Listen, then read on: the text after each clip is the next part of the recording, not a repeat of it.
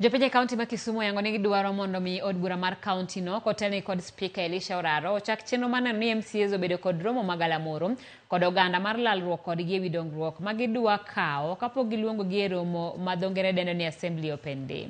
Giyango ni sama iluongo gi e romo ma kamago owinjore giyud jotelo mane giyiero mondo gilalre kodgi e sekta ka sekta kotenore kod kaka gisebedo ka gitiyo gi kachiel kod kelo lokruok e fuok kata rem maneno.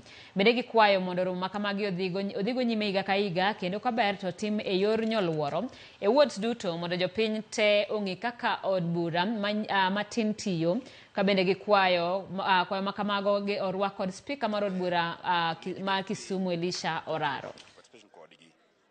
Whereby why engage department kaka department mar education, department mar health, department mar all the departments within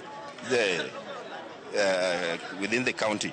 Monda wanyis ng'ato ng'ato ni bwana kae okari ok dhi maber. Mani gima ne wadwaro.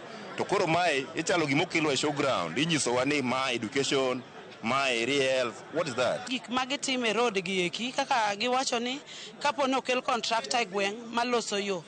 En yo miloso to gik nus to kendo nus no irito nyaka chieng' kendo mana bil moro kendo chako bedo past.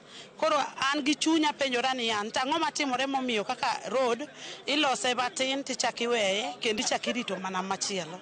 Pesa mar ses ming'adowa kik tero niang' e factory ting'adowa tan achiel siling 10 to pesa niendi ikele mane county ka to pok waneno tich ma pesa niendi tiyonwa kaka wan joma ntiere Chemelil tamu ward kacha. Chien kacha ne wachako gimoro na assembly mashinani higa mar 2019 to kane wadhi e wards mathin to tuo mar COVID-19 nobiro mane wachungo wach mar assembly mashinani to en mbaka magore ka ni kaber ka wayudo resources mowinjore kata omenda mowinjore to waduok